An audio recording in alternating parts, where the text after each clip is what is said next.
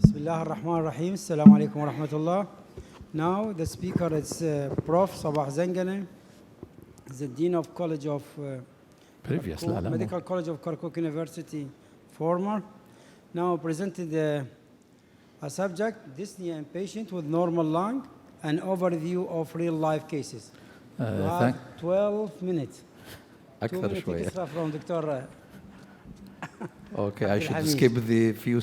Thank you, Mr. Chairman. I will skip few slides. I thought it was 15 minutes anyway. This topic is for patients whom we see in our practice. When we examine the lung, it looks normal. And the baseline investigations, ECG, chest X-ray, and even echo is normal. I collect about more than 50 cases typical, but I will present only 12. As an introduction, slide one. Yes, I should be aware. Dyspnea is a common symptom. More than 25% of populations will have this symptom, and it is a subjective one. The complaint might be orthopnea, platypnea, tripopnea, tachypnea, paroxysmal nocturnal dyspnea, etc. And the American Society has described it as breathing discomfort that consists of qualitatively distinct sensation.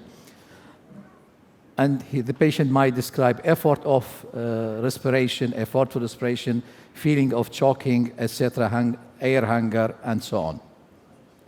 It's a reflex with a center afferent and efferent. The afferent from chemoreceptors, mechanoreceptors, and the efferents to the respiratory muscles, and then we have a center. So the cause of dyspnea might be either from the efferents or in the center or the afferent.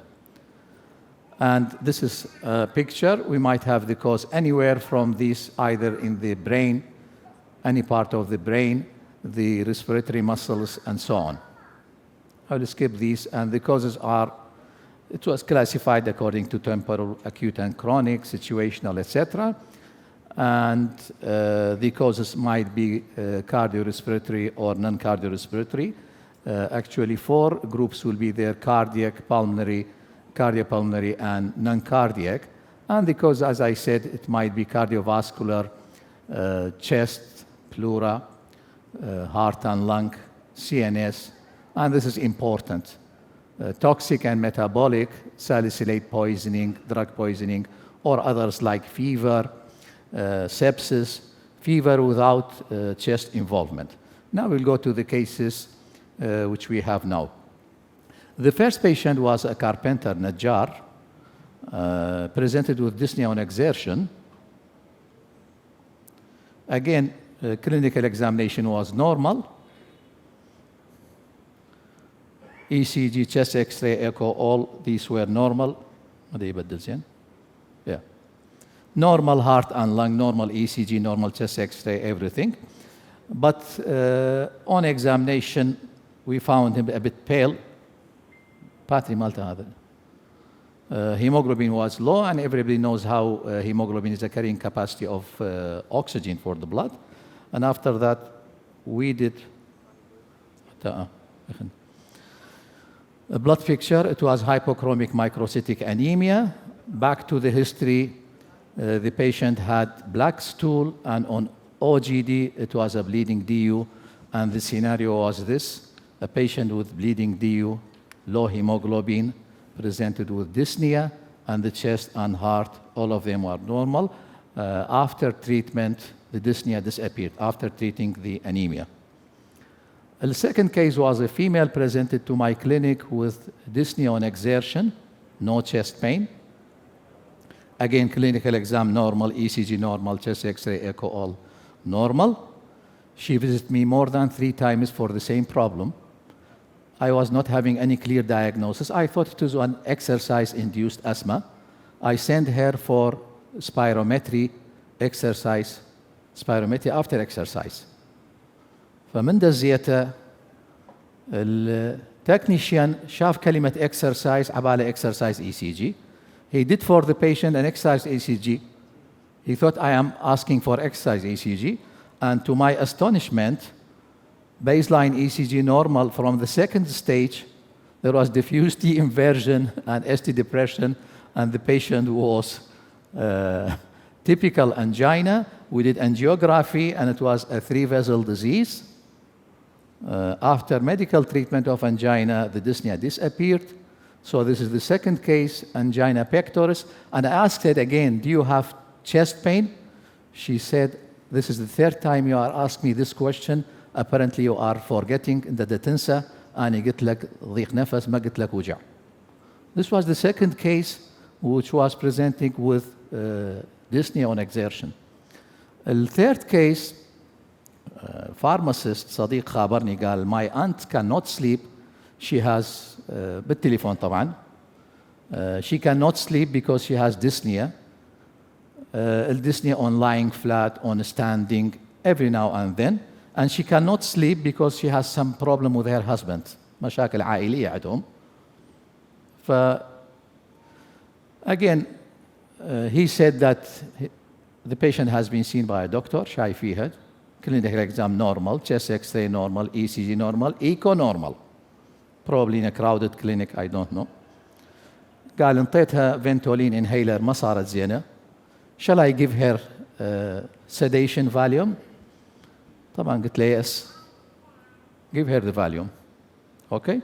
Next day she came to the hospital with more severe dyspnea and cyanosis. The permanent called me. I'm happy that there is postgraduate doctors. These are lessons for all of us, including me. The doctor called me. He was a very good student. He said, a patient, you have given him Valium, but she's having tachycardia, hypotension, and hypoxia. I think, doctor, this is pulmonary embolism. قلت له, okay, proceed to CT angio. CT angio ما موجود بالمستشفى. He sent her outside, and for our astonishment, it was pulmonary embolism. هذا ما يغير زين ترى. Pulmonary embolism, and unfortunately, the patient died next day. The lesson that I have given treatment without seeing the patient, just by telephone, because he was a pharmacist, my friend. بالتليفون قلت له ايه انطي والمقيم قال لي دكتور هاي مريضتك حسبوها عليا. My patient, I haven't seen the patient and I gave the treatment. And she has some psychological background, quarrel with her husband, something like this. So the third case was massive pulmonary embolism again. The fourth, again, a doctor asked me that his mother is dyspneic. قال we did for her, she's hypertensive, blood pressure 160 over 110, clinically normal, everything normal, seen by another doctor. I got the lesson, let me see the case. When he brought the case, I was thinking hypertension, probably diastolic dysfunction and heart failure. We repeat all this. The echo was diastolic dysfunction, but again she was pale, and when I saw her, she was hyperventilating. Although the patient, this is a subjective symptom, as the American Society say, the patient described dyspnea, and we can say whether this is hyperventilation or whatever. I sent her for blood urea and creatinine. It was very high, and the patient was acidotic, and she improved by dialysis. This was the fourth case, renal failure presenting as dyspnea. Again, I will repeat the same thing. The patient is not a doctor. He describes whatever comes to his mind. The fifth case was a common case, actually. Young female present to the casualty early morning. ساعات الخفارات تتبدل 7:30 المقيم تعبان نايم ما نايم زين. جابوا له patient, young patient, female, dyspnea. He did for her ECG, chest X-ray, echo, SpOT, everything was normal. Discharged as a case of hysteria or HYS. At evening, the patient returned with confusion. Another doctor saw the patient, clever doctor, sent for, he saw her acidotic, dry tongue, sent for blood sugar, it was 600. This patient was, this is a common case actually, diabetic ketoacidosis presenting with dyspnea again. This is the other lesson, diabetic ketoacidosis can present with dyspnea. And remember, hyperventilation can occur in organophosphorus poisoning, in carbon monoxide, and in salicylate. This was the 6th case. The 7th, this patient presented again with dyspnea, young female. Everything was normal again. Chest X-ray, ECG, echo. We gave her sedation. She refused. She told us that I am a nurse and I have goiter and I have thyrotoxicosis. The dyspnea was not from the goiter. It is thyrotoxicosis causing hyperventilation. So thyroid disorders can present with hypo and hyperventilation. Thyrotoxicosis with hyperventilation and thyrotoxicosis with hyper and hypothyroidism with hypoventilation. This is not upper airway obstruction, which is a stridor. A stridor is inspiratory difficulty, inspiratory difficulty. This is not related to the goiter. The dyspnea was not related to the goiter. The one related to goiter probably it is stridor. The 7th patient known to have liver disease and presented with dyspnea. Everything was normal, only the chest X-ray, right side, little effusion, which cannot explain the dyspnea. And once we examined him, there was a huge ascites. And after aspiration of the fluid, the dyspnea was relieved. So abdominal conditions, including ascites, various stages of pregnancy, one of our colleagues just mentioned, early in pregnancy, progesterone, and late in pregnancy, both of them are causes of dyspnea and abdominal wall hernia and probably intra-abdominal processes. One should remember these as a cause of dyspnea, abdominal conditions. This patient was my relative. She came at 1:30 midnight. دقت الباب. She's my cousin. Severe dyspnea and with it severe epigastric pain. ساعة 1:30 بالليل. I thought of pulmonary embolism, myocardial infarction, آخر شيء pancreatitis. At midnight, طبعا we sent her to the hospital. All the investigations were normal. Chest X-ray, echo, serum amylase. She remained like this. Next day, the resident sent her for ultrasound. It was cholecystitis with gallstone, and later she was operated. This is called patient preference. I'm talking to the postgraduate students. Patients sometimes prefer one symptom over the other. هي تقول dyspnea. She has pain. تقول مدى الهواء مدى أشبع هواء. The same thing, a febrile patient with headache, he will neglect the fever, and he is asking us, I am having headache, please check my blood pressure, see my brain CT, etc. He's neglecting the fever. Or backache with fever, he's neglecting. This is patient preference for his symptom. And I have a joke at the end, if you allow me, على هاي يعني real joke happened with me. إذا انطوني مجال. It was a gallstone operated on presentation, severe epigastric pain with dyspnea, with patient يقول dyspnea. We should respect what the patient is taking seriously. This is a common case. Young patient with morbid obesity, neglecting everything. He is tired, وكذا. Again, everything normal, but obesity by itself can cause dyspnea and hypoventilation. Hypoventilation with a normal lung can occur again in hypothyroidism and in alkalosis, metabolic alkalosis. There's a detailed ionic change. I will skip that. The other case, she was a young female, again presenting with dyspnea. Again, everything, ECG, chest X-ray, echo were normal. History of thyroid disorders. And in addition, she said, I have some weakness in my body. طبعا strangely the SpO2 was a bit low. Strangely, the serum potassium was very low. The case was respiratory muscle weakness due to hypokalemia.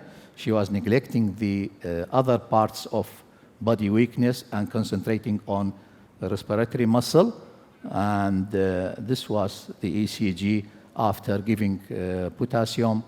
The dyspnea improved. And always remember respiratory muscle weakness in case of Guillain-Barré syndrome, in case of muscular dystrophies and neuromuscular disorders.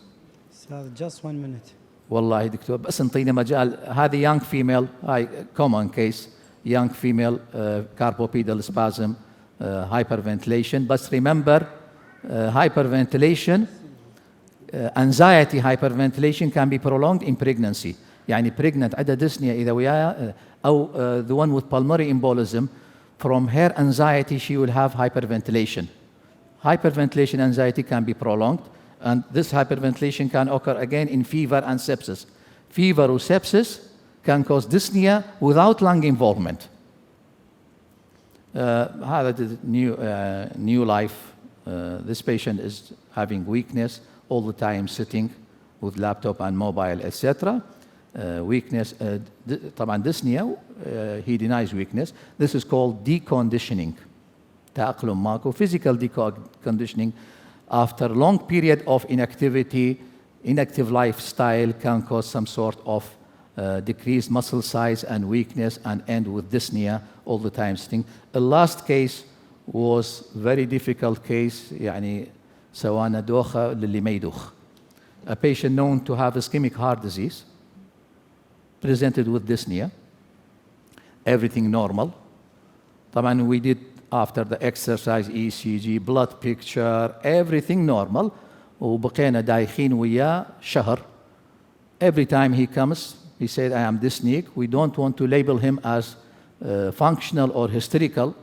And هو already فت كيسيتشي. المقيمين شو اسمه كان, one of them was expert. We reviewed the case history. الكيس اللي كنا نفشل به نرجع history examination من جدة وجديد. The patient was using so many medications. We thought probably this is drug-induced dyspnea. And one of the drugs he was using was ticagrelol. We reviewed iatrogenic cases, iatrogenic or drug-induced cases. Non-selective beta blockers can cause dyspnea through bronchospasm. Non-steroidal anti-inflammatory can cause through leukotrienes. And lastly, antiplatelets, although very, very rare, but can cause dyspnea by itself, especially ticagrelol and clopidogrel. And thank you very much. Very much. اكو عندي نكتة على شو اسمه على البيشنت بريفيرنس. كان عندي سيارة قديمة بالثمانينات ببغداد اداوم بمدينة طب، سيارة لادا. زين طلع بيها صوت وديته يم الفيتر. باوع اول ما قعد قال الصوت هذا مو من عباني من الماكينة. البيشنت بريفيرنس يعني. فقال لا هاي مو الصوت من البوني دي، الظاهر انت ما ساده زين. فبس صدق قال ماكو شيء. بعدين انتبه على الحماوه، الحماوه صاعده واصله للاحمر. قال اخوي الحماوه مالتك صاعده، شلون ما انتبهت؟ هاي شو اسمه سيارتك راح شو اسمه الماكينه راح تقوم. قلت له والله. قال عايف كل هذا المهم وجاي على هذا، الظاهر عليك انت مدلل. I was a student وهذا الكار. This is patient preference. We sometimes blame patients that say the patient is dull. Actually, we are dull. The driver is dull because he's having the preference. Never ever blame a patient that he is dull. We are sorry for this. We are the dull. Thank you very much.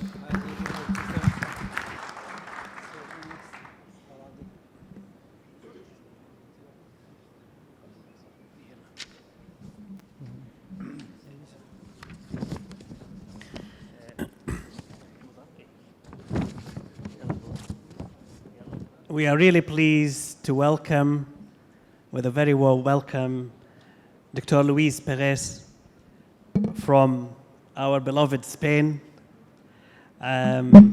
Luis is head of pulmonology in Lucas Augusti University Hospital in a beautiful place called Lugo, Spain. When we caught up over coffee earlier on, he asked me if I have ever visited that place. Lugo is on my what we call bucket list, as Lugo is in the northwestern part of Spain and is the only country that is totally surrounded by walls from the Roman Empire. It also has more than 70 towers over these walls. The walls are about 10 meters high. It's a World Heritage Site, really worth seeing. And it sort of reflects the population, correct me if I'm wrong, of the autonomous, independent Spaniards in that part of Spain. We hope no walls here for you in Basra in Iraq. Well, you don't need it. A very warm welcome. The floor is yours. Sorry?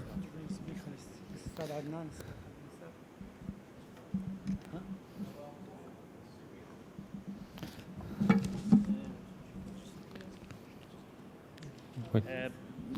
Professor Luis is going to talk about severe asthma, a burden and update on the latest management in SA disease.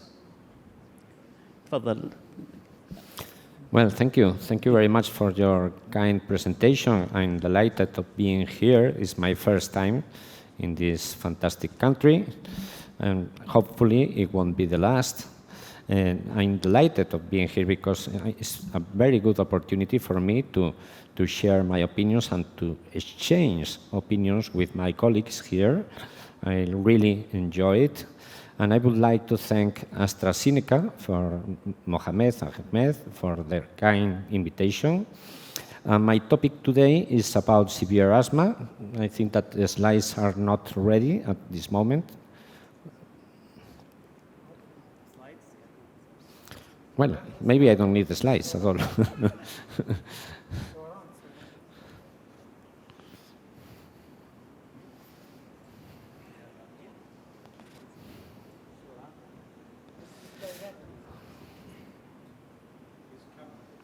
Well, as my colleague said, I work, I'm the head of the pulmonology service in a 700-bed university hospital in the northwest of Spain.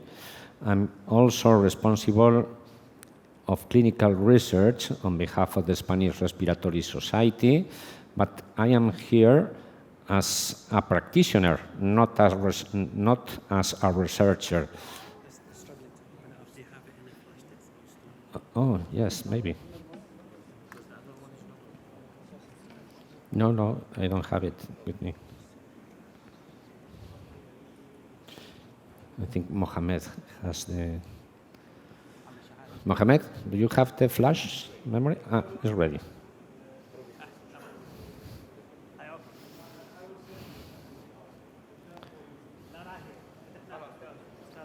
Is it okay?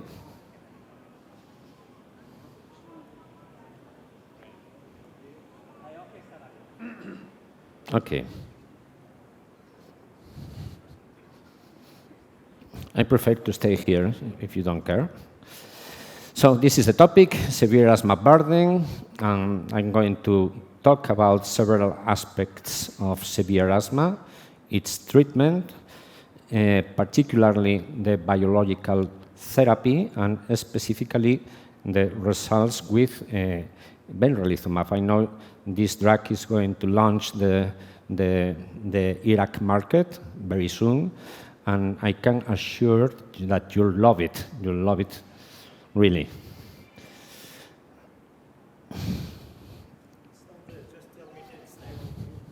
No, I can stay over there. This is my disclosure. No, don't worry. I can stay here. Okay. So during this presentation, I'll go through the definition of severe asthma, its prevalence, the burden for the patients who suffer from severe asthma, how to diagnose this important disease, what's the clinical relevance of eosinophilia, how to identify the eosinophilic phenotype, what does eosinophil depletion mean, particularly with benralizumab, and the safety of depleting eosinophils from the airways and from the blood of the patients? How to establish the therapeutic goals in every single patient, that's very important. I will go through the clinical efficacy of benralizumab, the importance of systemic corticosteroids, the risks and reduction with benralizumab, and I will finish with some take-home messages. So what is severe asthma? According to the stepwise therapeutic approach of the international guidelines, that's GINA, I don't like this stepwise approach, but that's a different topic. It's not for today. And according to these guidelines, severe asthma is those patients who are located at step 5. That means those patients who need high-dose inhaled corticosteroids plus LABA to be controlled, or those patients who remain uncontrolled despite the use of high-dose inhaled corticosteroids and LABA. Of course, me as well, preparing for the lecture, I think one of the important point is for the diagnosis, and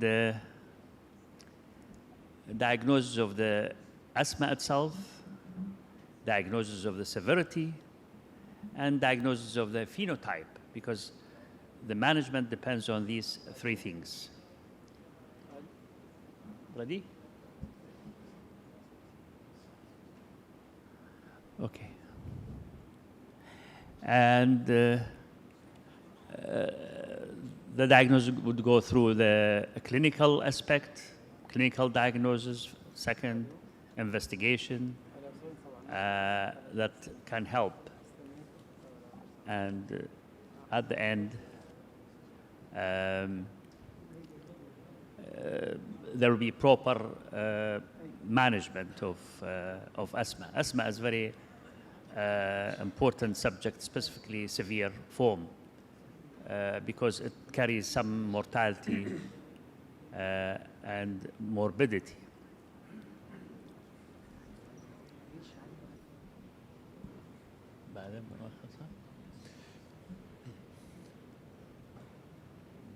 Excuse me, I'm asking if you are ready, Professor, or you are still waiting?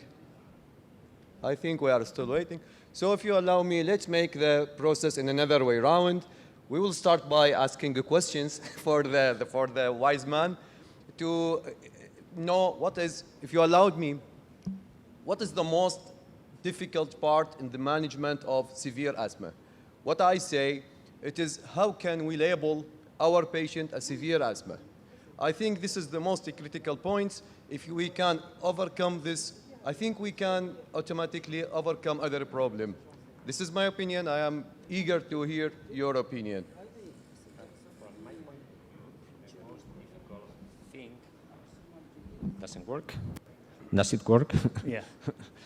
From my point of view, the most difficult thing is to establish the therapeutic goals for every single patient.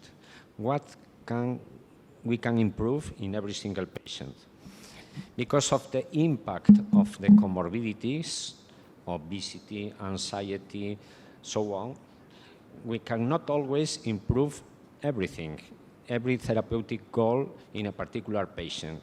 So to establish, to determine what is feasible to achieve in a particular patient, for me is the most difficult thing to do as a clinician. It's very difficult. If you have an obese patient with dyspnea, I don't know if you use the ACQ questionnaire or the ACT questionnaire, it's very difficult to improve symptoms because some of the symptoms are related not to asthma, but to obesity or anxiety or other comorbidities. So it's very difficult to establish what is feasible to be improved in a single patient.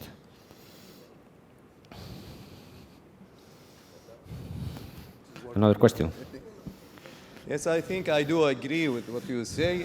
So I think the most difficult questions is not how to give the biological treatment, but the most difficult to whom to give the biological treatment. I think this is a good point. We have to come across it. Yes, it's very important, yes. Yes, I totally agree. With the era of the monoclonals, everyone is jumping in the let's give monoclonal antibodies without a proper assessment. So I think we need to focus on which patients we need to select and how to select them and what are the biomarkers that are useful to look for in a patient with severe asthma. Well, that was an important part of my presentation. In fact, I think it's fixed. Ready. Yes. Okay. I think we are ready now. Thank you. So I can continue. Thank you very much, and sorry for the inconvenience. So it is important to distinguish between difficult to control asthma and severe asthma. Difficult to control asthma is that asthma difficult to control because of external facts other than asthma itself, such as non-adherence, such as comorbidities, such as the presence of aggravants or triggers like smoking, like exposure to biomass smoke. I know that maybe here in Iraq you have the problem, and so on. Severe asthma is that asthma in which we have solved, we have identified and treated all these external facts that are apart from asthma itself. No, I think it's so. Severe asthma can be considered a subset of difficult to control asthma. But it's not easy in clinical practice to distinguish between difficult to control asthma and severe asthma. Let's take a look at these two patients who are uncontrolled severe asthma patients because they use high-dose inhaled corticosteroids and LABA, and the youngest one had 2 severe exacerbations in the prior 12 months and controlled symptoms, and she has eosinophilia in blood, and the oldest one has no severe exacerbations, uncontrolled symptoms, but comorbidities such as obesity and anxiety. So it is very difficult, and I'm asking now your question, it's very difficult to distinguish what is related to asthma and what is related to the comorbidities. But we have one clue, and that clue is pulmonary function. If there is obstruction at the spirometry, you can consider that asthma is the responsible of the symptoms. But if spirometry is normal, well, maybe, but it's very, very rare. It's very uncommon. It's very uncommon to find a severe asthma patient with normal spirometry. Okay?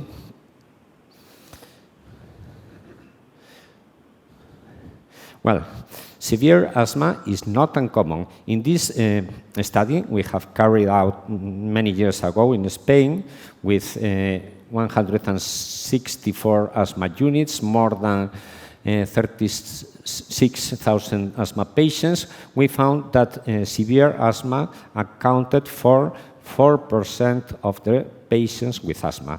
So it's not uncommon, and this figure varies between 4 and 10% according to the different publications. Okay? It's not uncommon. How to diagnose severe asthma? Well, the diagnosis of severe asthma is not very different from the diagnosis of milder forms of the disease. In the context of symptoms, adequate symptoms, you have to demonstrate FEV1 variability of reversible bronchial obstruction with a bronchodilator test, or either bronchial hyperresponsiveness by a metacolin test, for instance, and sometimes bronchial inflammation by using exhaled nitric oxide, the FeNO. I don't know if you are using nowadays FeNO here in Iraq, but this is not considered for the GINA, by the GINA guidelines, but the Spanish guidelines consider the measurement of FeNO as a diagnostic criteria for severe asthma. Okay? So it's not very different from milder forms of the disease. But we have to go further, because when we are facing a patient with severe uncontrolled asthma, we have to follow a stepwise approach with an exhaustive pre-biologic assessment. We have to determine, to establish the therapeutic goals. We have to choose the adequate biologic for the single patient, and we have to assess the response to the biologic. These are the steps, the subsequent steps we have to follow. And first of all, we have to make a pre-biologic evaluation. We have to reconsider the diagnosis. We have to rely on objective tests. We have to make differential diagnoses. We have to confirm adherence, compliance to therapy, and inhalation technique. We have to rule out, this is very important, triggers, aggravants, such as smoking, occupational, chronic infection. We need to identify and treat, if possible, the comorbidities. We have to identify the inflammatory phenotype and establish the therapeutic objective. So it's a very hard work to do just before prescribing a monoclonal antibody. So the prescription is maybe the final step of this process. Well, first of all, we have to reconsider diagnosis. Asthma is a chronic bronchial disease, and there are many other chronic bronchial diseases, such as COPD or bronchiectasis. Sometimes they coexist in a single patient. So we have to determine whether the patient has other chronic bronchial diseases, such as COPD and bronchiectasis, and we can use CT or complete pulmonary function to detect emphysema, for instance. And if you can see the right side of the picture, you can see a study published, performed, carried out by the ISAR. ISAR is the International Severe Asthma Registry. By the way, is funded by AstraZeneca. More than 20 countries are involved in this initiative. Spain is one of them. And we have recruited thousands of people, asthmatic patients, giving us very important information, clinical information, to know our patients with more detail. And as you can see in this picture, the coexistence of COPD, the so-called asthma-COPD overlap syndrome, is very frequent in this patient. It accounts for 4% of the population, and the coexistence of bronchiectasis accounts for almost 8% of the patients. And this is important to be taken into account because the room for improvement in those patients is shorter, okay? You have, it's very difficult to achieve a complete response with a monoclonal antibody if the patient has a comorbidity such as COPD or bronchiectasis. The second step is to assess compliance and whether inhaled therapy is correct, the technique is correct. You can use a test. This test is the test of adherence to inhalers. This test is available online. It consists of 10 questions. 50, the score of 50 means correct adherence, right adherence. And it has 2 additional questions to check the inhalation technique. And it is very important, it is mandatory to optimize the treatment before prescribing a monoclonal antibody, a biological agent. And I'd say that always triple therapy before prescribing a monoclonal antibody. This is an important message because many patients can be controlled with just taking triple inhaled therapy. Another important aspect is to rule out aggravants, triggers. Some of them are very obvious: smoking, exposure to biomass smoke, pollution. But sometimes it's not very obvious. And in this study we have recently published in CHEST, we have evaluated the role of bronchoscopy in severe asthma patients, in those severe asthma patients in which we were considering the prescription of a monoclonal antibody.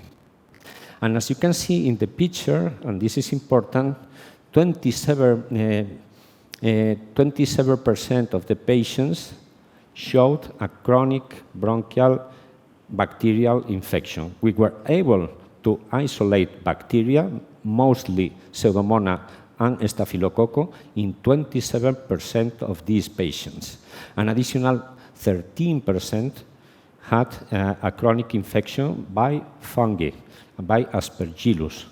And besides, we were able to demonstrate other conditions such as vocal cord dysfunction, nasal polyps, and so on.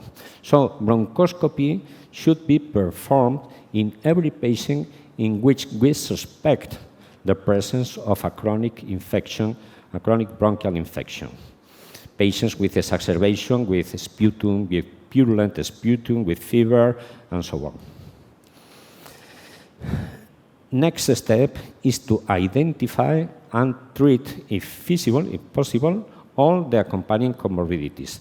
Again, this is study for the International Severe Asthma Registry, and as you can see here, the patients without any comorbidity are minority, just 8%.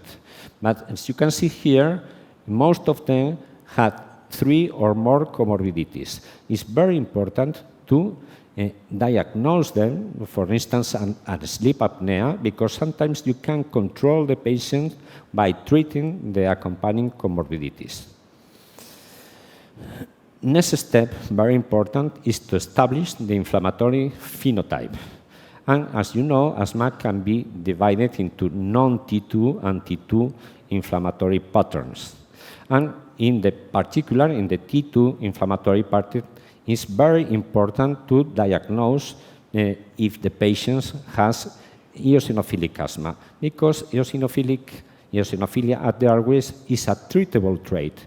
We have a drug. We have drugs to treat eosinophils and to improve the patient's condition. And how can we do it? How can we identify eosinophilic asthma without performing an induced sputum?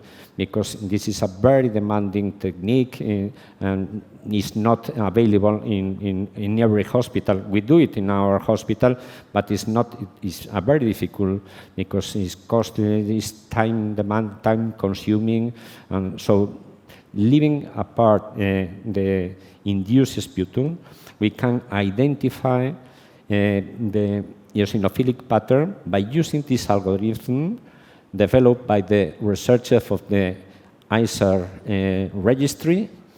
And you can see here that if the patients were classified into 4 groups, unlikely, less likely, likely, and most likely eosinophilic.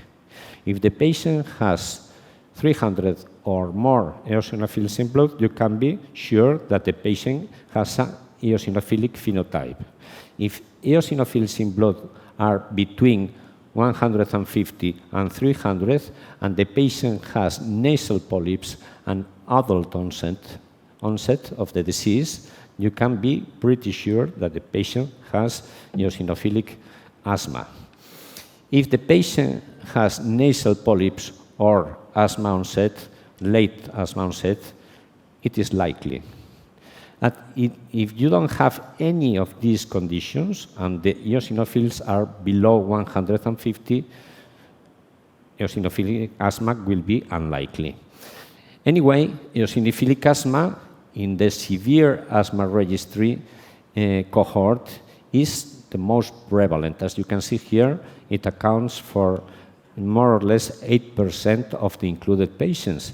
And in this series from primary care in the UK, even in primary care, eosinophilic asthma is the most prevalent phenotype of asthma patients. So you can identify the eosinophilic phenotype by using clinical data available for everybody. And it is the most frequent phenotype in asthma units, but also in primary care. It is important because eosinophilia means worse prognosis. As you can see here, the more the eosinophils in blood are in sputum, the worse the control of the disease, with more exacerbations, worse pulmonary function, more symptoms, and so on. And again, in this UK large database with more than 130,000 patients examined, they found that more than 400 EOs in blood were related with higher risk of exacerbations and higher risk of uncontrolled symptoms. So eosinophilia means worse prognosis, worse clinical status of our asthmatic patients. So it is a treatable trait. We can target eosinophils to improve the patient's condition. And we have anti-IL-5 drugs, very effective anti-IL-5 drugs. As you know, anti-IL-5, the interleukin-5, is the most important cytokine in the development, maturation, activation, and survival of eosinophils. And we have mepolizumab and reslizumab that binds directly to the interleukin-5, and therefore avoiding the biological action of this interleukin. And we have benralizumab, which binds to the alpha unit of the receptor, which is in the surface of the eosinophil, but also by using this part, this constant region of the molecule, can bind to a receptor on the surface of the natural killer cells, enabling these cells to induce eosinophil apoptosis. Benralizumab is more potent than mepolizumab and reslizumab. As you can see here in this study, patients with mepolizumab decreased highly the number of blood eosinophils, but depletion was achieved only in 30% of the cases. But with benralizumab, complete depletion of eosinophils in blood was achieved in 100% in all patients. And more importantly, the depletion occurred also at the airways. Well, next step, very important, to establish the therapeutic objectives in severe asthma patients, in every single asthmatic patient, because not all patients have exacerbations, not all patients have uncontrolled symptoms. These are the 4 variables we want to improve: symptoms, exacerbations, oral corticosteroids use, and pulmonary function. And we call clinical remission when the patient is not symptomatic, has no exacerbations, he or she doesn't need any corticosteroid, and pulmonary function becomes normal. That's clinical remission or complete response, whatever you want to call it. Well, one therapeutic objective is to stop oral corticosteroids, systemic corticosteroids, and this, again, is a study of the ISAR registry, the international registry, and as you can see here, 17% of the patients were taking oral corticosteroids regularly as a maintenance therapy, even if they were biologic eligible or even if they were using a biologic. So the use of oral corticosteroids is very prevalent in the real world. Despite the GINA guidelines consider maintenance oral corticosteroids only as a last resort because the high risk of side events. You all know the side events that can provoke the use of oral corticosteroids: cataracts, weight gain, diabetes, bone fractures, but also cardiovascular risk. So we need to stop oral corticosteroids. We need to decrease the use of oral corticosteroids because they are potentially harmful for our patients. And there is no safety threshold for the use of oral corticosteroids because even doses between 5-10 milligrams a day of prednisone or equivalent are associated with acute or chronic complications. So a low dose of oral corticosteroid is also potentially harmful for our asthma patients. Well, these are the therapeutic objectives. One of them is to stop oral corticosteroids, and we have a very effective drug to do so. This is the Ponente trial with benralizumab, almost 600 patients included, with several subsequent phases, one of the induction phase in which we first use benralizumab, a second phase of reduction of oral corticosteroids, and maintenance phase at the end of the study. And as you can see here, 62% of the patients were able to stop oral corticosteroids, and 80% reduced the daily dosage to a maximum of 5 milligrams. The results are very impressive. The efficacy of benralizumab is very impressive in reducing the dose of oral corticosteroids. But we have to take into account, we have to consider that 60% of these patients have partial or complete adrenal failure. So when we stop oral corticosteroids, we have to start the biologic treatment. We have to check that there is a response to the biologic treatment. Then we can reduce the dose by 50%, and we have to check again that the patient does not worsen after reducing the oral corticosteroid dose. And when we get at 5 milligrams, we have to assess the adrenal function, because it is possible that the patient has an adrenal insufficiency. Well, how to measure response? We need to measure an early response. And these two variables improve very early after the prescription of a biologic, in this case, benralizumab. As you can see here, pulmonary function and symptoms improve as early as 2 or 4 weeks after the first dose of the biologic.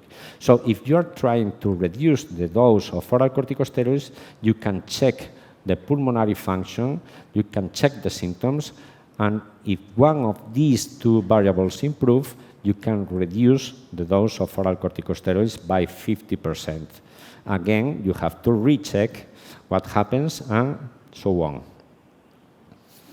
Well, another important, very important therapeutic objective is to reduce exacerbations. And these are results from the pivotal studies of benralizumab, the main studies of benralizumab, the Sirocco and Calima. And as you can see here, benralizumab was able to significantly reduce the number of severe exacerbations in both studies, more impressive in the Sirocco than in the Calima trial. The Calima trial showed a very important placebo effect.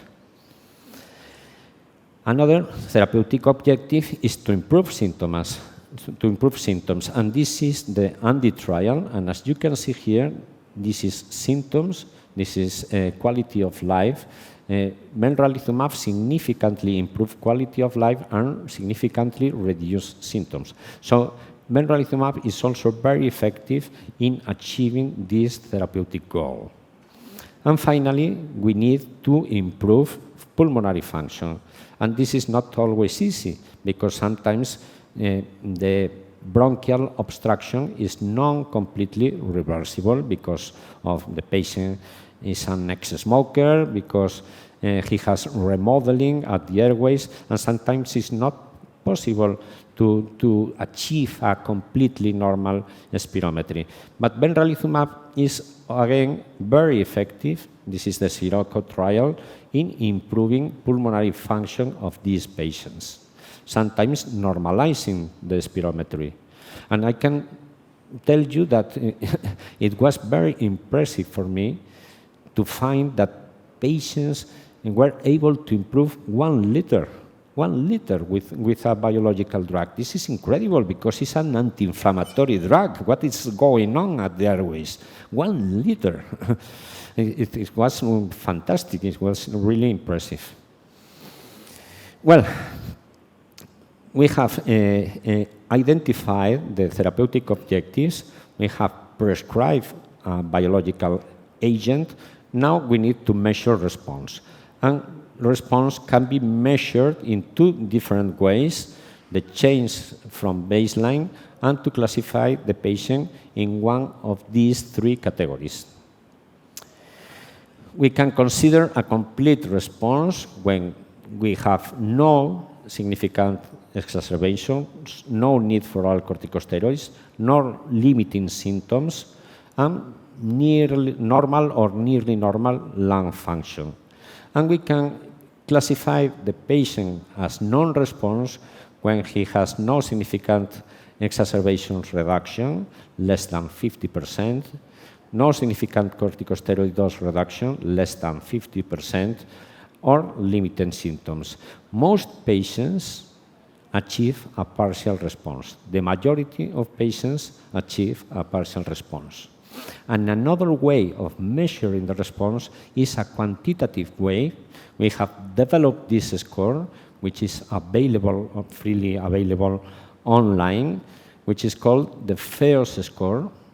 The FEOS score considers the 4 important variables, and you can check how much the patient improve according to the baseline condition when you prescribe a monoclonal antibody, a biological agent. It ranges from 0 to 100%. So these ways are complementary.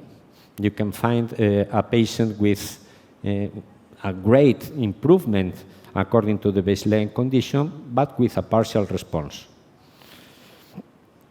Well, if you consider the objective to achieve a clinical remission is everything perfect, and this is the summary of different studies with benralizumab, you'll find that less than 1/3 of the patients achieve clinical remission. So we have a lot of work to do onwards. We have many aspects to improve, new drugs to try. We have reached a very, very fantastic situation, but there is many, many work to do during the next years. Well, in conclusion, severe asthma is common, carries a significant economic burden, reduces patients' quality of life. Eosinophilic asthma prevails in patients with severe asthma, and eosinophilia is a treatable trait because it impairs outcome of the patients. Before biologic selection, an exhaustive evaluation must be carried out, considering specific therapeutic goals and treatable traits for every single patient. The use of oral corticosteroids is an important burden and must be reconsidered. Benralizumab is very effective, reducing the dose or even stopping corticosteroids in our asthmatic patients. It is also effective in reducing exacerbations, improving symptoms, and improving pulmonary function. And the response should be measured in 2 complementary ways: change from baseline and classification of the degree of the response. Thank you very much. I'm sorry for the technical problems. Now the stage is open for any question from the audience. Ustaz Sabah.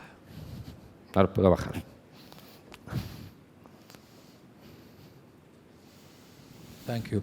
We find some difficulty in separating acute exacerbation, acute attack, and severe asthma. Difficulty in clinical decisions. Acute attack usually in hospital. Previous.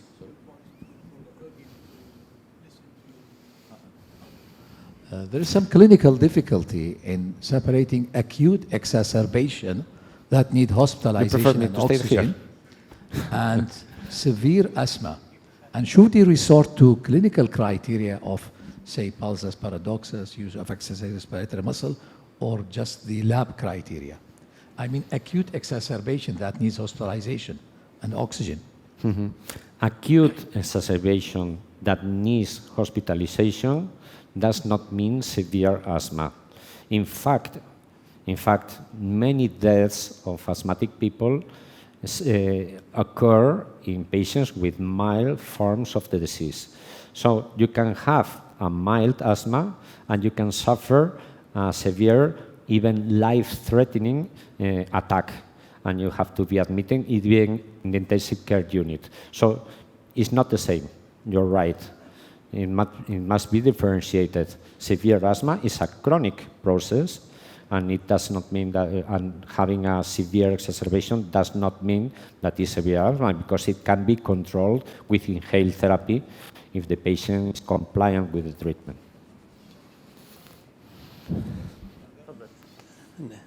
دكتور تفضل. Thank you, Doctor.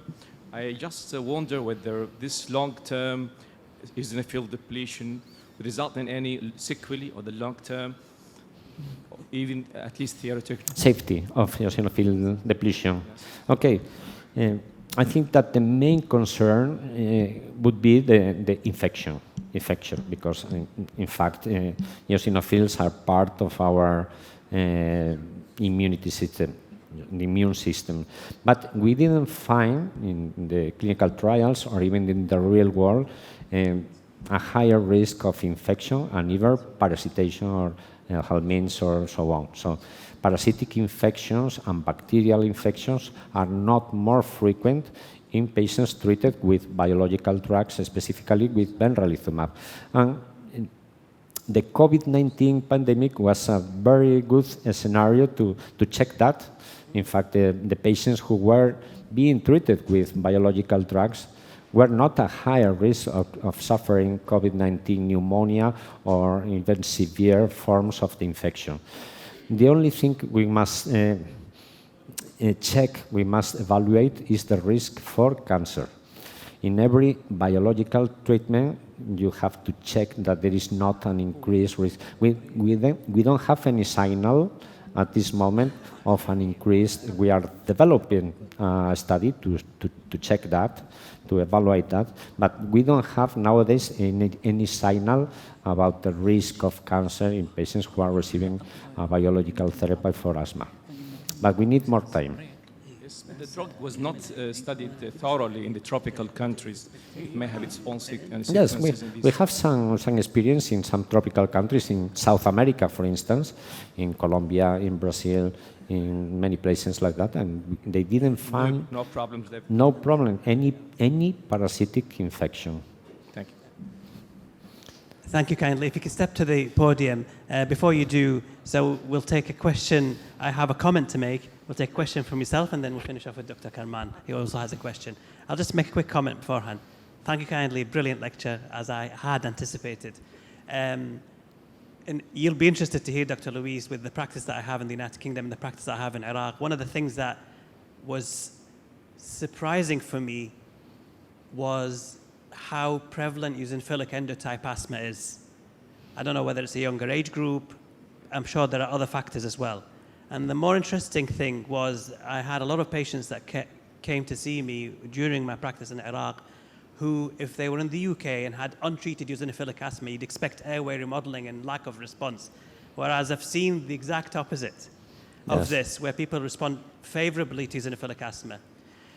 I think there is no doubt, and you illustrated it in a brilliant way, how powerful benralizumab, in particular as an agent, a biological agent in the context of asthma, is. The context, however, moving in the future, inshallah, within Iraq, in terms of strategic utilization of this resource, which has now had official licensing. One, relaying what was highlighted earlier, that there's still a lot of work to be done to correctly define step 4 and step 5. And there's a difference between somebody who isn't truly a step 4 due to all the issues that we know about in terms of compliance adherence. So there's a lot of public awareness, there's a lot of education among clinicians. Well, number one. Number two, it costs about $10,000 to $12,000 US for a patient to go through a course of benralizumab a year, on average, excluding the loading dose, which means that if we have, as we do in Iraq, a two-tier system, we have to be careful that the patients that go out of pocket, we have to be sincere and genuine with them, that we ensure optimization of the treatment before lowering our threshold to using benralizumab. And more preferably with people like Ustad Muhammad and others who will be advocates to make this potentially available at state-funded level in the future, inshallah, means that we have to have robust institutions like the one that you have in Spain, the ones that we have in the United Kingdom, to be very careful who we select for this type of treatment because it is a scarce resource. The question is yours. Fully agree with you. Doctor, which age we can start with the biological treatment? Is safe for the children? We face many children with the severe asthma on steroid. Well, as far as I know, anti-IL-5 drugs are allowed for 6-year-old or older. 4 years. Yeah. Okay. Yeah. Is there any drugs more safe than other? No. I think that all of them are safe. We have more experience with omalizumab in children because yes, okay, we have more experience with omalizumab. Dr. Luis, thanks very much for the very nice, informative presentation. I have two things. The first two slides, you show asthma prevalence in Spain 5% and control 4%. It means 80% of all asthma in Spain and control. This is one. The second one, the most important subject in asthma, in chronic asthma, severe asthma, difficulty, is remodeling. Is it something for you?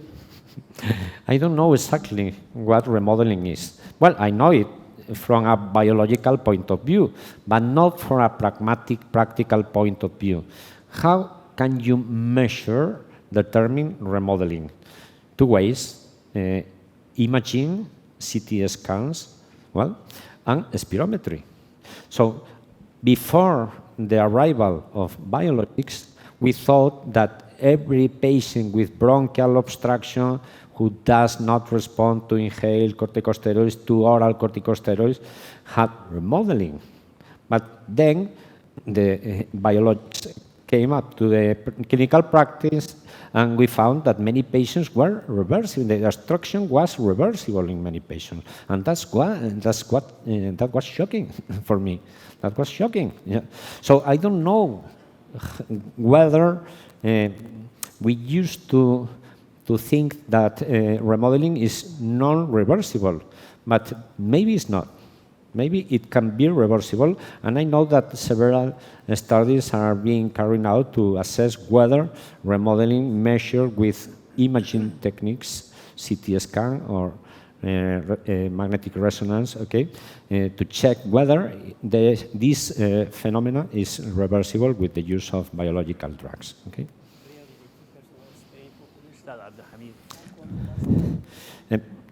My personal experience. Well, I talked about 4% of the asthma patients, 4% with uncontrolled severe asthma. So severe asthma, maybe the percentage of patients with severe asthma is even higher, but they can be controlled with high dose or inhaled corticosteroids, triple therapy, or so on. So. Yes.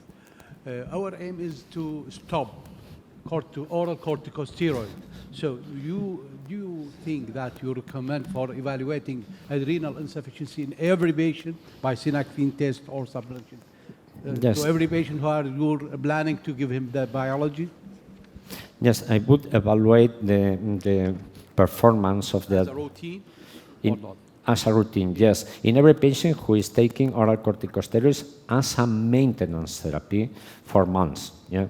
If the patient is taking oral corticosteroids for months, I would check the adrenal function, because the percentage of patients with adrenal failure is very high. In the Ponente trial, it was about 60% of the patients. You have to be careful not to stop the oral corticosteroids, and because the patient can develop an acute adrenal failure that's very, very severe. No? I have a question personal for you. Personal. I found, yes, from the declarement, I found you are dealing with TIVA and Yes. AstraZeneca. Whether there is difference between interleukin-5 and of that produced by TIVA and this, honestly. No, I like reslizumab. Reslizumab, the drug from Teva, is a very, very effective drug as well. But the most potent, the most powerful drug against eosinophils is benralizumab. So if mepolizumab, for instance, mepolizumab fails, you can rescue the patient if you give him, sometimes, not always, but you can rescue a patient giving him or her benralizumab. But if benralizumab fails, you cannot rescue. Really, because they have the same. But there is no head. But it's more potent. But there is no head-to-head study to compare between the. No. We are trying we are setting up that study in Spain at this moment. I just want to comment on the use of steroid. Any use of steroid for more than 1 month is the patient is liable for adrenal suppression. But of course, there is some predisposition. Some of the patients, they will get suppression of the adrenals with a 1 month use, and the other, they probably they will get only milder suppression after 4 or 6 months of steroid use. So any use over 1 month, then the adrenal should be should be checked, in your opinion. Yes, that's right. Thank you, doctors, for your presentation. Thank you. Whenever come to the mild and severe asthma, I have this question that comes to my mind. First, we saw in the textbook and some articles that the mild asthma is remained as a mild for the life, and the severe asthma is the remain for the severe for the life. This is what the definition before that, the phenotype and endotype of the GINA guideline. And that after that, the definition of the phenotypes, that some it's related to the eosinophil or a neutrophil, or that's my question is that, when in your experience and other doctors, we saw the mild case from the just on the inhale only the inhale progress after 14 years, after 20 years, progress to the severe asthma, need the biological drug or any or need corticosteroid. Other definition, as you said, that's not, we cannot define by the GINA guidelines for the fifth step. I think that's the definition of the severe asthma is a new, maybe changed later on. I saw that the mild asthma is related to the phenotype. So those patients, and my point is that that mentioned in the textbook before, maybe come to the future, the true also. Thank you. Well, thank you. In fact, it's an interesting question. One of the questions is about the natural history of asthma. In other terms, do patients with mild asthma can develop severe asthma over time? That's extremely rare. It's not common. It's not common. Patients with mild asthma usually stay as mild asthma. But another way around is that patients with severe asthma can be controlled. You know, the definition of severe mild asthma is according to the treatment that the patients receive. So the patient, if you can step down the treatment of a severe asthma patient, is not a severe asthma patient in the future. So mild asthma is rarely goes to severe asthma.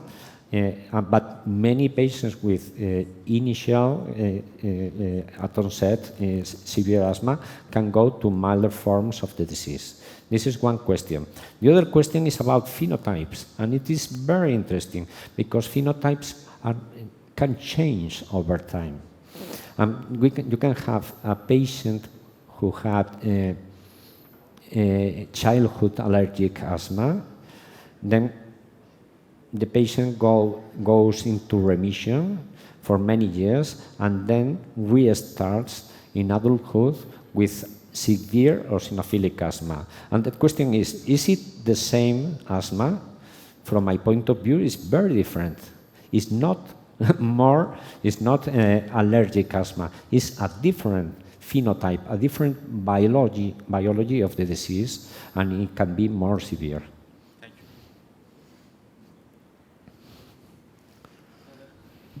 Thank you very much for your presentation. This will be our last question and comment, and then we'll thank you. So my question might be somehow different. There might be a problem that we may face in the future.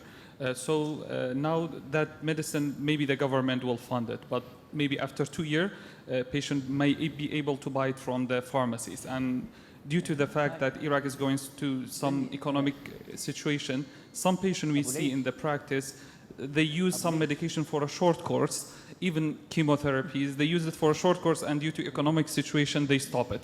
So is there any mention in the clinical trials that some patient used maybe a short dose or for a couple doses, then stop it? Will there be any upregulation of the immune system? Will there be any much more exacerbation if the patient stops? It's a very important question, yes. Thank you. We have data from clinical trials that when we stop an anti-IL-5 drug, after 3 months, the symptoms increase, pulmonary function worsens, and there is a high risk of another exacerbation. The eosinophil counts recover to the baseline situation. So I think that it won't be possible to completely stop anti-IL-5 drugs. But maybe we have an opportunity but prolonging the time between doses. So in the case of benralizumab, it's 2 months. Maybe we can give the drug every 3 months or 4 months.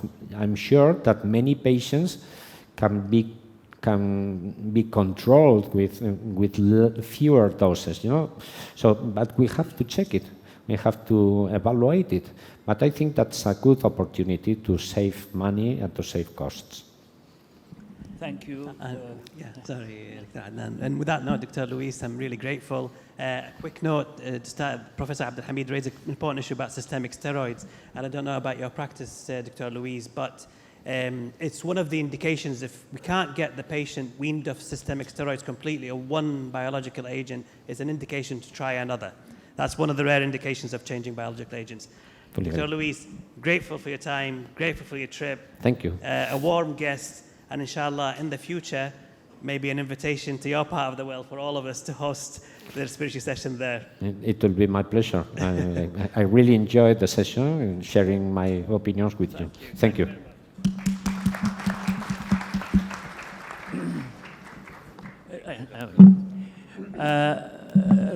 طبعا راح يصير البريك ان شاء الله بعد ما اخر محاضره وناخذ صوره جماعيه وراها حتى المؤتمر ينتهي ان شاء الله.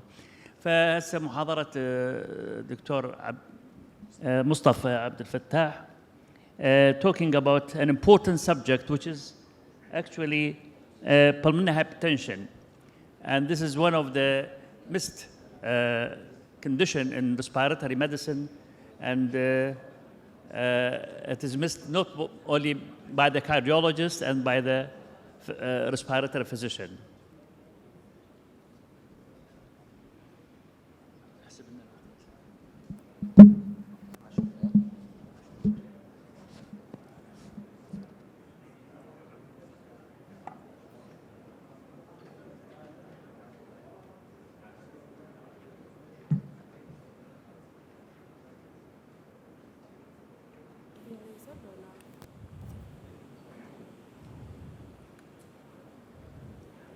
Assalamu alaikum. Pulmonary hypertension. Pulmonary hypertension is a heterogeneous disease involving pathogenic remodeling of the pulmonary vasculature, which increase pulmonary arterial pressure and vascular resistance. The most common cause of pulmonary hypertension is due to left side heart disease or pulmonary disease. Pulmonary arterial hypertension is a subtype of pulmonary hypertension. The pulmonary arterial hypertension includes the idiopathic, heritable, and drug-associated hypertension. If left untreated this disease, it will carry a high mortality, largely owing to the decompensated right heart failure.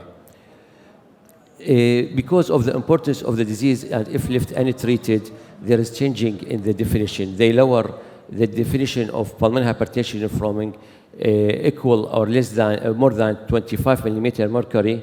Now the definition lowered to be 20 millimeter mercury of the mean pulmonary arterial pressure as assessed by right heart catheterization. This early detection of the cases and early treatment improve quality of life of the patient and reduce mortality. The pathobiology of the disease is increased. There's apoptosis resistant, cell proliferation, dysregulated metabolism, and increased oxygen stress involving pulmonary vascular cell and adventitial fibroblast. These events lead to hypertrophic fibrotic and plexogenic remodeling of the distal pulmonary arteriole, which decrease vascular compliance and may promote thrombosis in situ. There is a subtype with our patient with pulmonary hypertension are vasoreactive, which responds to calcium channel blocker. How to approach the patient if the clinical picture suspected pulmonary hypertension? First, perform echo. If it is a probability of hypertension, proceed. Proceed first by the echo itself. It can define left ventricular failure or left ventricular disease, valvular left ventricular disease. This the patient in group 2 pulmonary hypertension due to left heart disease. If not, proceed to assess the pulmonary by CT scan, pulmonary function, to identify a common causes of pulmonary hypertension which is secondary to lung disease. If not, if there's any probability of pulmonary embolism, perform ventilation perfusion scan or CT pulmonary angio to identify the group 4 CTAF. If all those show low probability, later on, the patient should be considered for right heart catheterization to determine the pulmonary hypertension and its subtype. Invasive hemodynamic by right heart catheterization is the gold standard for the diagnosis of pulmonary hypertension. By right heart catheterization, after performing the echo and chest X-ray, hydrogen scan, and ABG, then complete right heart catheterization to determine the pulmonary artery pressure and the pulmonary vascular resistance and measuring the mean pulmonary arterial pressure. If it is pulmonary arterial pressure elevated, if the pulmonary arterial pressure more than 15 millimeters, this indicates a left heart disease, and treat accordingly. Vasoreactive, I think in our country, the cardiologists maybe know, they perform the right heart catheterization in special center in the cardiology hospital. Some perform it. In Mixab last edition, till now present inhaled nitric oxide, inhaled iloprost, and adenosine. In the guideline of ERS and ESC, they no more recommend the adenosine. They recommend iloprost, they recommend inhaled iloprost or IV tripoprostenol. 5% of the patients are vasoreactive. Those patients should receive the chance of CCB, calcium channel blocker, at treatment because they respond. If the patient responsive on calcium channel blocker, this is not means they will not benefit from the other medication of pulmonary arterial hypertension.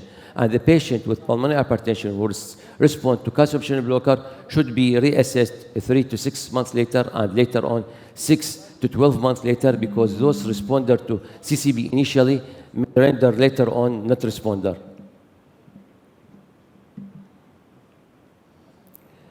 Clinical classification of pulmonary hypertension, the most common is group 2 and 3. Very common due to left side heart disease and left valvular heart disease, and also common due to secondary pulmonary, like pulmonary interstitial lung disease or chronic obstructive airway disease. CTAF is rare, and if unidentified cause or associated with other comorbidity, other conditions, is rare. Also, the pulmonary arterial hypertension, which is the idiopathic, heritable, drug-associated. There is other measure to treat with hypertension is pulmonary hypertension, exercise, oxygen therapy. The patient who had PaO2 less than 60 millimeter mercury, and rational diuretic they use for the patient with right ventricle failure. Anticoagulant is not indicated per se unless there is some condition for its use. Also, during the travel, supplement of oxygen if the patient have PaO2 less than 60 millimeter mercury. ACE inhibitor, ARB, ARNI, SGL2, beta blocker, and ivabradine is not recommended in patient with pulmonary arterial hypertension unless there is another indication, other comorbidity. The main treatment, how to treat pulmonary arterial hypertension. In clinical practice, shall we use one drug, two drug, three drug, monotherapy, dual therapy, triple therapy? It's like HIV, it's like heart failure. There is multiple pathophysiology. When we face case of heart failure, we can start treatment with heart failure to affect multiple modality of treatment, to affect multiple pathological factor mechanism. So the patient with pulmonary hypertension can start monotherapy or dual therapy or triple therapy. If this is from Harrison, if the patient vasoreactive, start calcium channel blocker. If not, risk assessment. If low risk, combination therapy. If high risk, combination therapy including IV. If not respond, consider dual therapy. For whom we use monotherapy? We use monotherapy for patient with cardiopulmonary comorbidity because of some adverse effect on the cardiac and respiratory system. Those patients with cardiopulmonary comorbidity, they Mustafa, 2 minutes. Yes, they should receive monotherapy. The comorbidity including obesity, diabetes, hypertension, ischemic heart disease. The dose of calcium channel blocker in patient with pulmonary hypertension, we use most likely amlodipine, but not that used for hypertension by cardiologists. The maximum dose up to 10. Here 20 and even the maximum dose 15 to 30 milligram of amlodipine. This is the class calcium channel blocker. The directed medication is endothelin receptor antagonist, bosentan, for first month 62 milligram 0.5 twice daily. After 1 month to maintenance dose 125 by 2. And phosphodiesterase inhibitor, all again, it's not the usual dose for the erectile dysfunction. Sildenafil 20 milligram by 3, not 25 or 50. And the tadalafil is the dose is the maximum 40 milligram once daily and should be not divided. It's not like the erectile dysfunction 5 or 10 milligram. There is a prostaglandin analog. Some can be given by inhaled like iloprost. Iloprost, which should be given every 2 hours, can take in every 2 hours during awake, and only during sleep you will not take it. So it will receive it 9 times a day, 12 every 2 hours while awake. And there is a direct agonist, Silixibak, and there is a new one. Riosigwat used for group 4, CETAF, and there is a triple prostanil. It can be given a subcut, IV, oral, and even in inhaled nebulizer. A new drug, according to the released latest guideline by ESC and ERS, the latest guideline released in September 2022. They said there is a new drug. There's a new drug, Erlanibag. It's a prostaglandin analog. I think it's trial phase 2. I think it will add some, but it is the same group of Silixibag. But the new drug is sotatercept. Sotatercept, during the publish of the guideline during September, it was a phase 3 trial. Now, sotatercept, the new thing is a new group. It is a fusion protein compromising the extracellular domain of the humoral activin receptor type, 2A linked to the FC domain of humoral immunoglobulin 1 act by a ligand, a trap of the membrane of transforming growth factor beta superfamily. Thus, it would act on another modality of treatment, another group. It is given subcut 21 days apart, 3 weeks apart. It's published in the 6th of March 2003. I think waiting the approval, and later on I think will be changed the guideline. It will be given every 3 weeks. They show the patient improvement with 6-minute cook test. This new drug in adult with pulmonary arterial hypertension receiving a stable background therapy in addition to subcutaneous sotatercept every 3 weeks resulted in greater improvement in exercise capacity over a period of 24 weeks than placebo. Even the study show safety profile acceptable, and even there is a decrease in the death and event during this period. I think it will be in the next guideline will be of ECS will be present. I think I'd not last a lot. Thank you. Any question for the Dr. Mustafa? السلام. أشكرك دكتور محمد.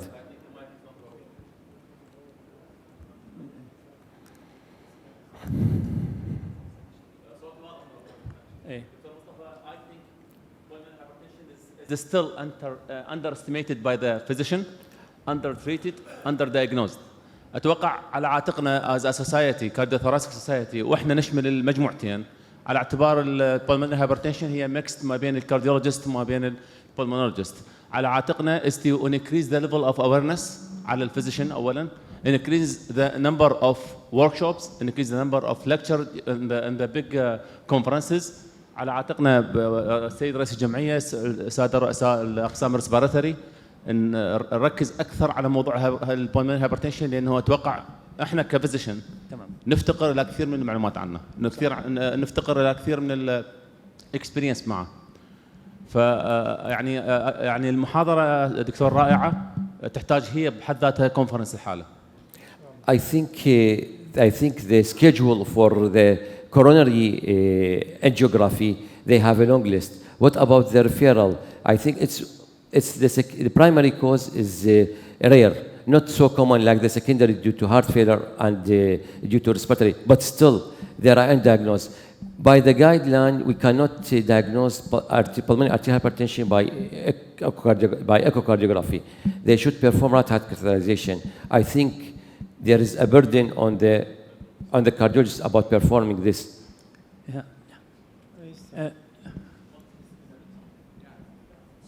Yeah, I agree with what Dr. Muhammad said. It is a job of our society, especially we are still now not divorced. We are now a cardiologist and pulmonologist and not divorced, so this is a Catholic marriage. So yes, and many years before COVID, we established a committee for pulmonary hypertension. In the society, but unfortunately this committee is not very active, and it's time now to reactivate such a committee.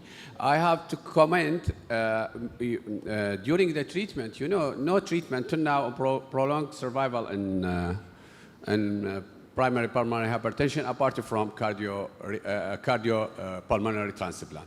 Yes. But a very common mistake, let us say it's a mistake, is to combine bosentan with sildenafil. This is a very common mistake, especially I now direct my talk to the juniors. Don't combine sildenafil with bosentan because sildenafil decreases the efficacy of bosentan by 50%. So if you treat with combined therapy, please tadalafil plus bosentan. The second thing, if you treat bosentan, a patient with bosentan, please follow the liver function. Some of them on long run develop intolerable increase in liver enzyme more than 2-3 times. And that way, please change from bosentan to ambrisentan, اللي هو endoblock. Endoblock is relatively safe in liver disease. Regarding, I also comment regarding the vasoreactivity, and we used to test every patient with primary pulmonary hypertension with adenosine since long time in Ibn al-Bitar. Unfortunately, till now we have no nitric oxide, nor iloprost.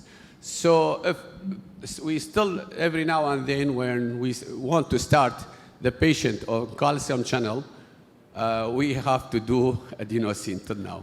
It's written in Unfortunately, we have, simply because we have no alternative, Yes. for obvious reason. It's written in Mixab till now, they can use adenosine. I saw a patient come from Ibn Bitar, they perform a reversibility test by adenosine. I think it is the rule.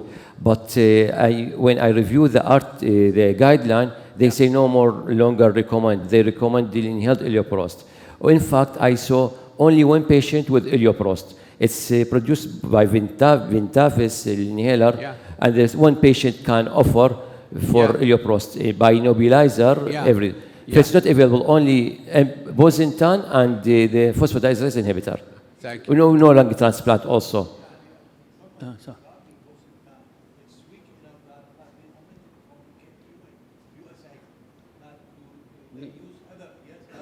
Embrizartan. No, now a new drug in the same class. Yeah, that one, and also ambrisartan. Ambrisartan is relative saver in liver disease. Okay, thank you. I agree with Dr. Muthanna about the importance of this subject. I think we have to establish what I mean. Treatment, management of pulmonary hypertension is not a pulmonologist's job. It is a teamwork. That's why we have to establish a committee in every center. I mean, I would ask all of you to make some kind of a committee between the cardiologists, pulmonologists, and even lab people, X-ray, echo people, and those with the catheter as well. Because this kind of committee is mandatory to establish a better management. And I think we have started something in the medical city teaching hospital. And I think بنفس الشكل ابن البيطار كذلك. We have to make this committee, we have to start doing this kind. Yeah. Exactly. We have exactly.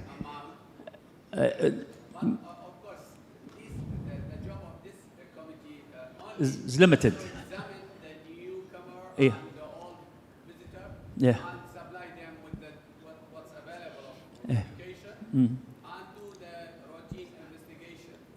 اتفعلت ويا توفير البوزنتان ورا ما خلص البوزنتان قل تفعيل هاي اللجنة. Exactly. And there is one fun. يلا. عافية.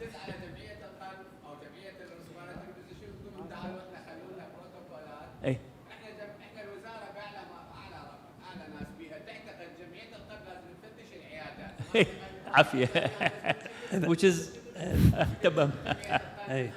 Right.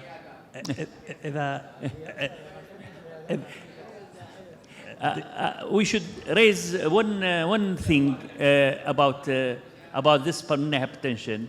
There is an entity that usually forgotten, which is called, like any other diseases, like exercise-induced asthma, exercise-induced angina, heart problem that is created because of exercise.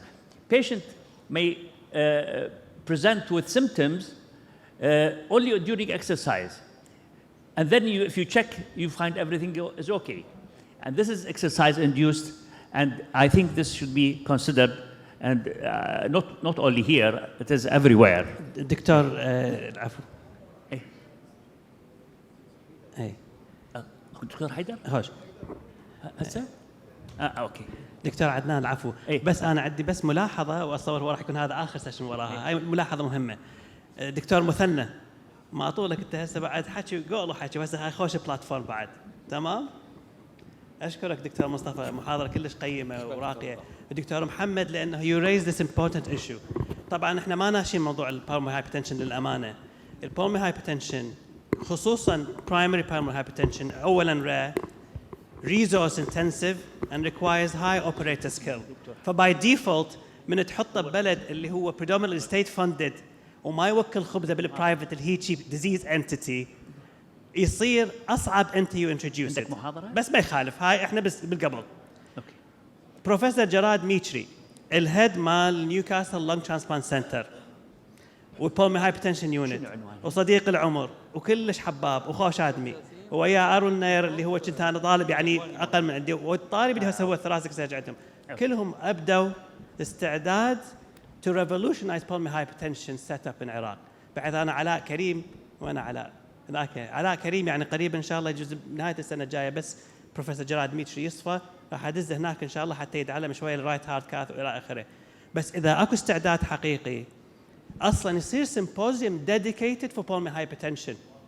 جراد يجي، ارون ناير يجي، ايزاني يجي، حتى ارجع لك الباونات اللي اخذتها من البارحه. زين فاذا عندكم هيك استعداد يسوي ريفولوشن كلش حقيقي وبعدين باكثر من سنتر نبدا احنا الكيسات مالتنا نقول لهم يابا احنا نتفق وياكم تجون انتم بالسنتر نهيئ مساعد استاذ محمد كنا نسولف وياه قال اكو استعداد من قبل الوزاره انه احنا بالكاث لابز اللي موجوده خليه يكون اكو عندنا احنا الماتيريال والى اخره حتى بعدين من احنا نمشي بالموضوع تصير حال الاشياء الاخرى من ناحيه الكونسيومبلز وهاي مو بعدين يملون ويسحبون نفسهم من الموضوع. فاشكركم جزيل الشكر يعني على هذا الشيء. لاست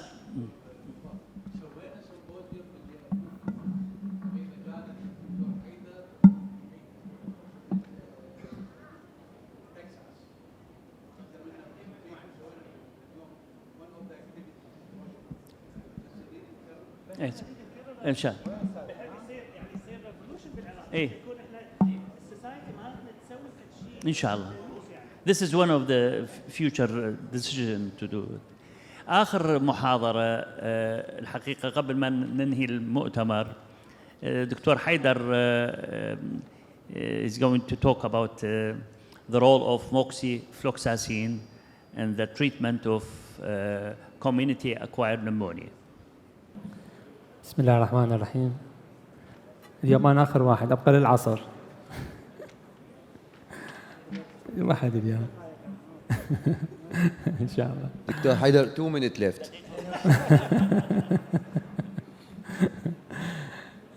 The role of moxifloxacin in management of pneumonia.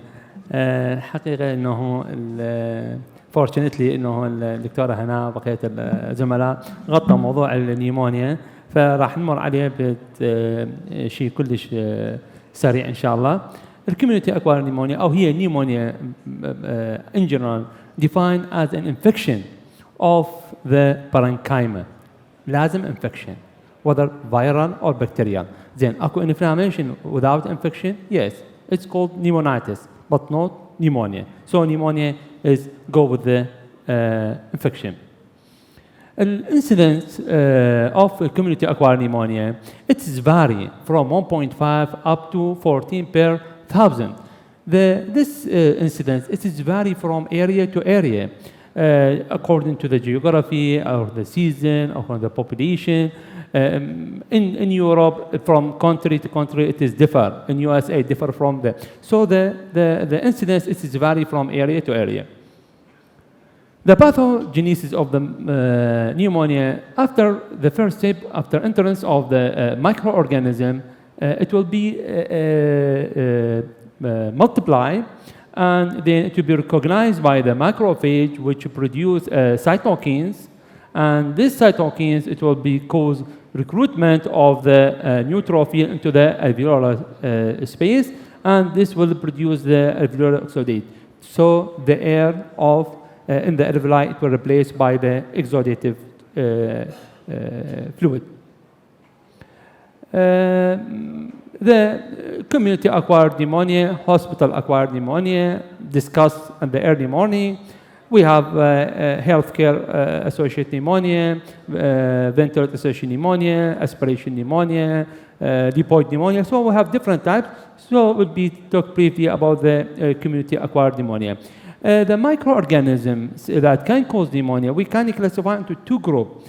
It is typical and atypical. The difference between typical and atypical, the typical, it has a cell wall. So the beta-lactam, antibiotic, it will act on the cell wall. The atypical, it has the same pictures, the same characteristic of the typical, but has no cell wall. So when we want to treat this type of microorganism, it needs drug that act intracellularly. The typical Streptococcus remain the most common organism in community acquired pneumonia. Staphylococcus, especially after the flu. H. influenzae, Klebsiella, atypical Mycoplasma legionella, and chlamydia. Some of the recommendation about the management of CAP, community acquired pneumonia.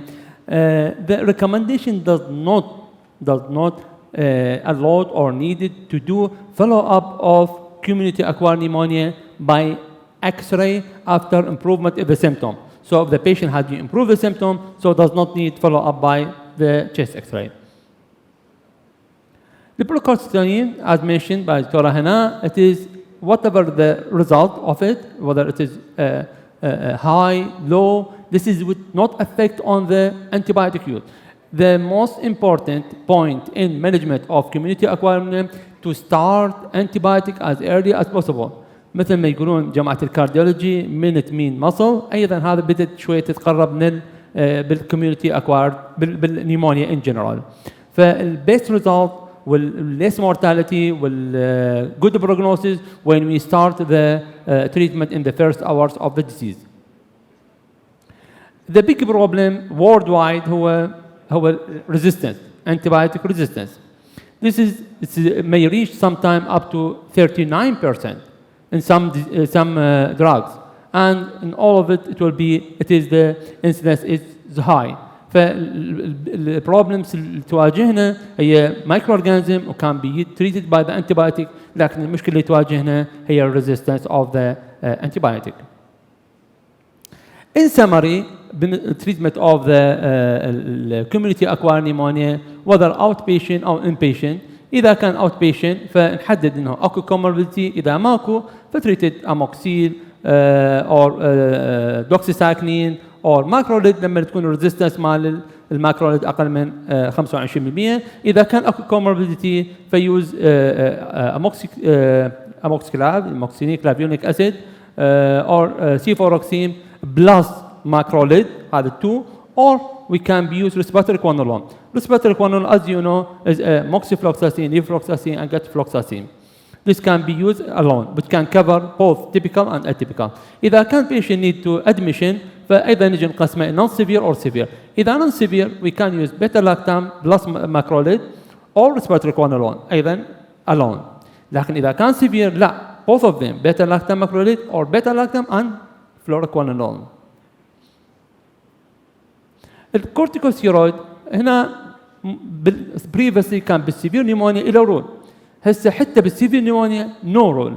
الرول الوحيد الريكومنديشن هو انه لما يكون عندنا refractory septic shock. الother severe or non-severe it is not recommended. What about the moxifloxacin? Moxifloxacin is type of fluoroquinolone with a broad spectrum and strong bactericidal. Okay. It is a bactericidal drug. It has a double effect mechanism out of BC, and it is good distribution in the body tissue and body fluid. It's effective in atypical and gram-positive, gram-negative, and even the anaerobic microorganism. So it can be used alone. It is a fourth generation fluoroquinolone, and it is الفرق بين الاولد quinolone والنيو quinolone. الاولد mainly act on the gram negative. The new generation it act on both positive, negative, in addition to the anaerobic. It can be used once daily. Very good point in the point, it has a double action. DNA gyrase inhibitor and topoisomerase inhibitor. So it acts on spectrum of antibiotic. الريزيستنس طبعا هذا study it is study is done انه in Turkish 2008 شافوا ان resistance in this study there is no resistance at all. Indication مالته broad we have a broad list of indication: acute sinusitis, bacterial sinusitis, exacerbation COPD, community acquired pneumonia, skin and soft tissue, complicated, uncomplicated, intra-abdominal infection and PID, pelvic inflammatory disease. هنا distribution بالالفيولاي it is a good distribution. Again انه compare the moxifloxacin ويا traditional beta lactam وماكروليد شافوا better result with moxifloxacin alone. And احنا نعرف انه بالبدايه نبدي IV بعدين نسوي switch to the oral. فبالswitching from IV to the oral it is better with moxifloxacin. And the duration in the hospital, it was better with the moxifloxacin if compared with ceftriaxone and macrolide. Tolerability, it is this is include 100 million all over the world. فشافوا well tolerated, side effect less, does not cause phototoxicity. Joint involvement is not important. Well, hepatic toxicity or hepatic side effect is not much more than other quinolone. Use in special condition. احنا هنا النقطة المهمة انه this drug it can be metabolized partially by kidney, partially by liver. فin the liver and kidney impairment خاصة إذا كان mild moderate does not need dose adjustment. بالelderly can be used safely and in diabetic أيضا does not affect on the sugar it can be used safely. هذه duration of the drugs اللي في الcondition اللي ذكرناها. And thank you.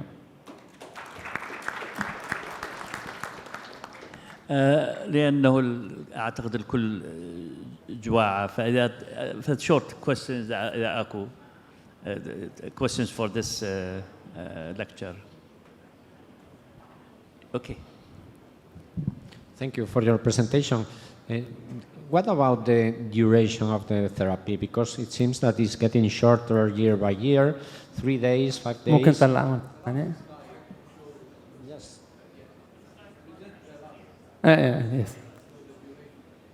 Yes, 5 days for a pneumonia? For a 10 days. 10 days. Community acquired pneumonia. 10. Really, the community acquired pneumonia, it is the duration, it is variable. Sometimes it extends to 7 days. Sometimes it's 5 days. So it is a little bit changing. But other condition, as bacterial sinusitis, 7 days, acute exacerbation COPD, 5 days, and uncomplicated soft tissue, 7 days, complicated 21 days, intra-abdominal 5 إلى 14 days, and the PID 14 days. But I know about your what you want. The duration it varies from protocol. Yes. 5 summation, 7 summation. But previously, we all know the previous recommendation 10 to 14. This is almost disappeared. Now from 5 to 10 days variable. It is similar to levofloxacin. What is the difference between them actually? Because there are 2 quinolones available in respiratory quinolones. نعم. حقيقة هو أول شيء بالأنتي تي بي يذكر الموكسيفلوكساسين يلا ليفوفلوكساسين. So we may abuse it for the next few years in treating MDR TB. نعم. It's a mention. It's part of MDR treatment of the will be preferred على levofloxacin. I think there is 2 or 3 important points. In heart failure, levo is better. In case of heart failure, levo is better than moxi. However, moxi is superior to other in aspiration pneumonia than levo because it has anaerobic effect more. So in aspiration pneumonia, moxi is better. موكسي وذكرنا احنا للانيروبيك. Better than levofloxacin in this regard. And liver disease again, it is the ليفر اند كدني. النقطة اللي ذكرناها أيضا إنه واحدة من الديفرنس إنه الموكسيفلوكساسين كان بي يوز إن ليفر اند ني امبيرمنت. الليفوفلوكساسين تقريبا يساعد عندنا ليفر امبيرمنت بعد نخاف منه، لكن الموكسيفلوكساسين بمجال. And for heart بالحقيقة levo more QT interval prolongation, so it is better. It is better here. Well then. Yes. Yes. Both, but it's in comparison. Where? No.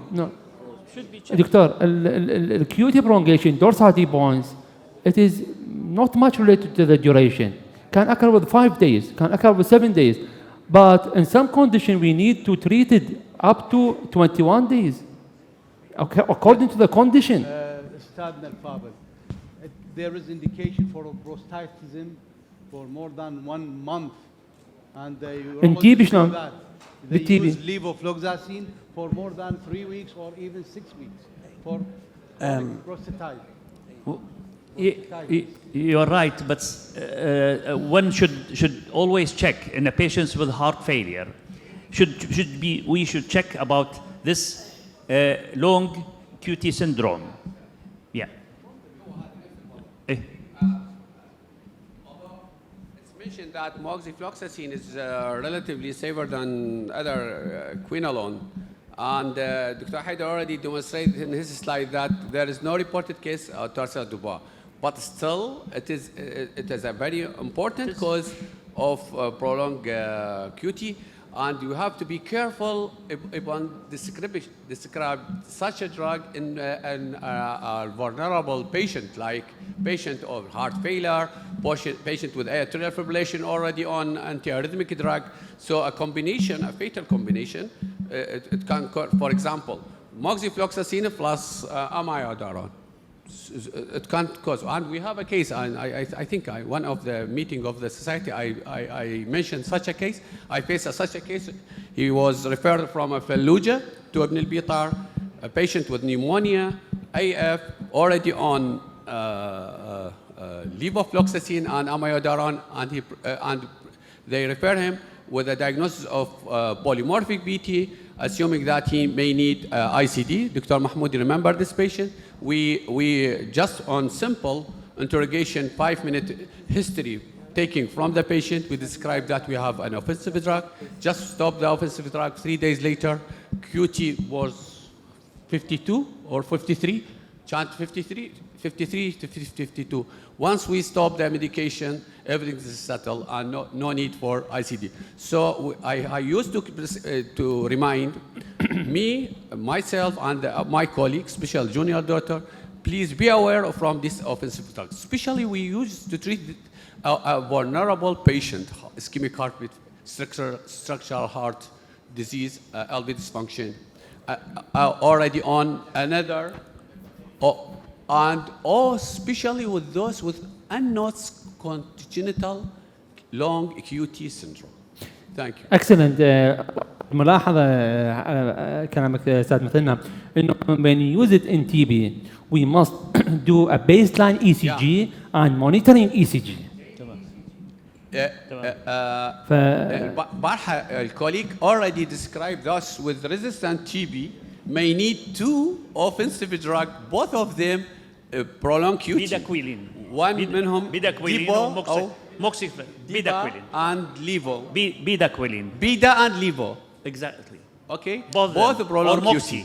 moxi him. Or even moxistat. Even moxi.